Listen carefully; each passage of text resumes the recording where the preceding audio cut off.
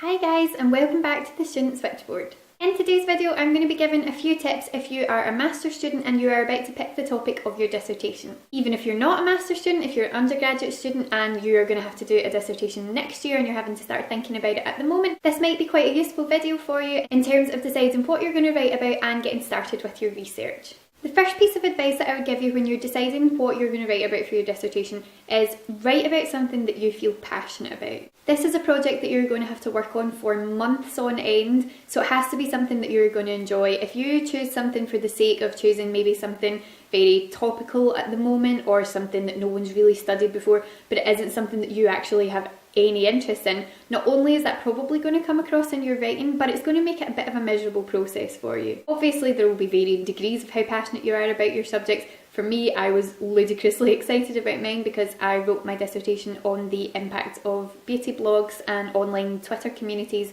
on the consumption of beauty products, which is something that I'm super excited about. Spend a little bit of time just thinking about what your interests are, whatever it is that you're studying. Have a think about what your favourite topics were in class, so which lectures you got most excited about, which books you enjoyed reading the most, just the things that really piqued your interest. And if you can focus in on that and then find a topic within that that maybe hasn't been studied all that much before, or something that you can put a really new twist on, then it's going to make you much more eager to get to work.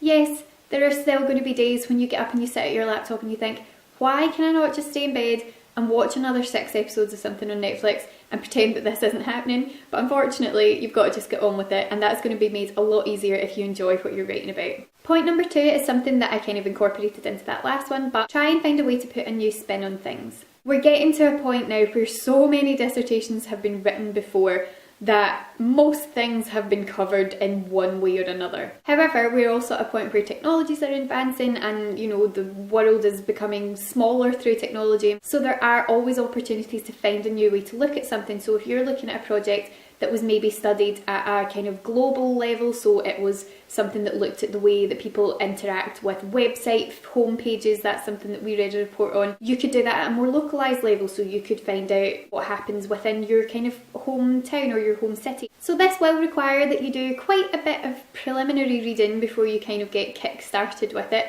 which is the sort of laborious process, but it's also really handy if you've done that in terms of referencing later on. You have to do a literature review and you have to bring in essays and journals written by other people who've studied this topic. Then if you do quite a lot of reading early on just to point you in the right direction, then it means that you've already started to build up a bit of a collection of journals that you'll go back to reference later on, which can only make your life easier further down the track. And for point number 3, try to narrow your focus down as much as you possibly can. It's very tempting in the early stages to just say something really wide like, I'm going to study social media, but you have to have a narrow enough focus that it makes life easier for you when it comes to actually doing the research. If you just simply type into a journal homepage social media, you're going to get so many articles back. So if you narrow that focus down and you say consumer behaviour on Twitter, social media or whatever, you are going to get far less hits, but they are going to be hits that are actually relevant to what it is that you want to study. That way you're not going to be sitting faced with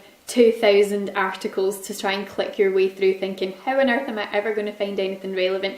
You're maybe going to have 50 articles and you can narrow that down even further by adding in another search term or whatever, but you're only able to do that if you know exactly what it is that you're looking at. So defining your question is one of the most important things to do. It's also one of the hardest things to do. Do not get me wrong, it is not easy to get that focus narrowed down, because sometimes when you've studied a lot of things that maybe you've been quite interested in, finding that focus can be quite tricky, but once you've done it, it's going to make your life a million times easier. The final point to consider is having realistic expectations. It can be very tempting to say, I'm going to study the internal workings of this massive corporate company. You've got to be realistic and think, am I going to be able to gain access to the inner workings of this massive corporate company?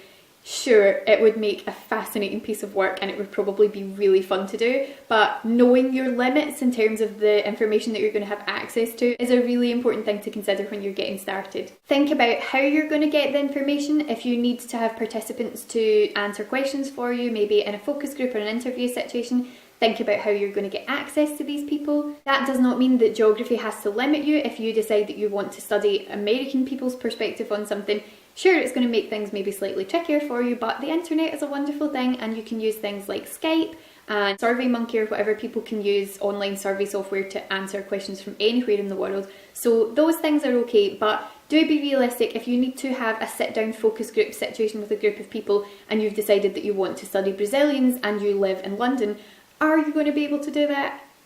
Probably not. So with something like that, make sure that you've got a good idea of who your target is, and it's just going to make your life a lot easier.